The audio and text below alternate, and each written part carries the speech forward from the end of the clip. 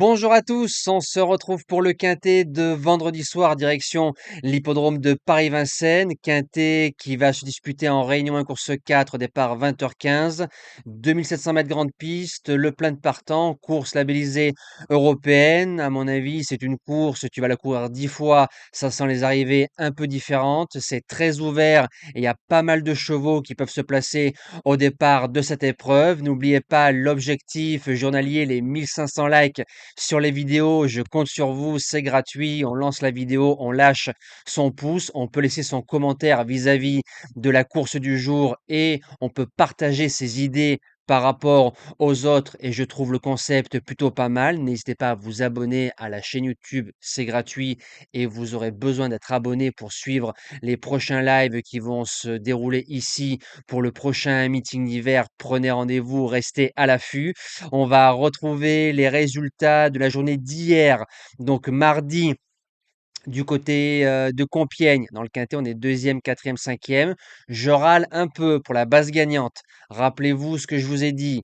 Sapristi, le coup d'avant, on a vu son frère. On a vu le vrai Sapristi mardi. À 14 contre 1, il s'est retrouvé pratiquement dernier toute la route. Et si on l'aurait monté peut-être un peu plus près, ça aurait été sympa. Une gagne à 14 €. Le course par course de Vincennes, on a mangé 2 places de quatrième. Donc sur les 8 courses, on tape 5 simples, dont 4 gagnants. Vous avez les résultats dans la communauté post pour ceux qui souhaitent adhérer au JDT 2. Donc c'est le bouton rejoindre. Vous avez le soutien et la passion. Ça, ce sont des abonnements de soutien envers le créateur de la chaîne YouTube. Et ceux qui veulent avoir le contenu, pic 5, course par course, cheval du jour, report, c'est directement dans le journal des trotteurs 2. Et je rappelle que c'est sans engagement. Je rappelle également que vous avez des vidéos tuto. Je vous mets le lien tout en haut à droite de la vidéo. Il y a des vidéos qui ont été créées à l'époque du premier confinement et je pense que ça peut vous servir à faire vos futurs Tixons au niveau des courses hippiques. Allez, c'est parti pour la base gagnante. Je commence avec le numéro 2, Inérit. Je m'explique. Après 3 courses de rentrée, il sera déféré devant et plaqué derrière pour la première fois. En général, il est plaqué devant, déféré derrière.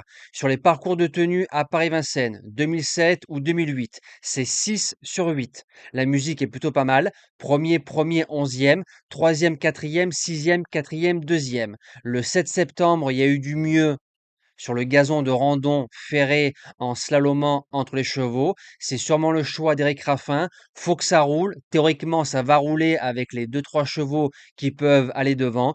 Et sur une pointe, il peut faire mal. En deuxième base, le 9, Ibis Pédevinière. Depuis un an, en 11 courses, c'est 10 fois déféré des 4. Sur les 10 fois déféré des 4, c'est 9 fois dans les 5. Ça lui fait un ratio de 90% de réussite à l'arrivée. C'est le vrai cheval de tenue par excellence. Parfois loulou dans un parcours. Il vient de faire un drôle de truc du côté de Laval. Sage d'un bout à l'autre. Il me décevrait en sortant des 3 premiers. Pour les chances, le numéro 6, c'est Inside Spoken. C'est un cheval qui a marché 13,5 2008. Ça lui fait à peu près un petit 13 sur le parcours. Il va devant, il a le moteur, il a le driver pour. Attention de ne pas se bagarrer avec certains copains au départ de l'épreuve, mais s'il arrive à faire son train, il ira loin. En quatrième position, le 7, Instructor. Lui, c'est un peu le zig et le zag. Il a 7 ans. Il est troisième du prix de série derrière la base gagnante en 12-4 sur le parcours. Alors c'est un cheval, il a le niveau pour finir à l'arrivée de ce quintet-là. Il faut qu'il soit dans un bon jour, plutôt dans un bon soir. Et comme Léo Abrivard le connaît, attention. En cinquième position, le 13 Cool Chronos, ou le retour en forme de la famille Martens dans les courses en France. Alors c'est vrai que si on aurait été sur un parcours de vitesse, il aurait été base gagnante ou deuxième base. Parcours de tenue à Vincennes, il a que 2 places de cinquième. Petit parcours, mais je pense qu'il peut finir au moins à l'arrivée du quintet. En sixième position, le 10 Indien de Fontaine. Alors en province, valeur sûre, à ce niveau-là, sans problème. À Vincennes, moins de référence. Quand on regarde l'année dernière, au mois de novembre 2024, Prix de Camargue, il fait cinquième de Cobra qui le regarde, Imoko Giblo, Yassine Djif, et Highland Love. En respectant tous les autres concurrents au départ de cette épreuve, ça n'a rien à voir. S'il arrive à monter la cote, il peut créer la surprise.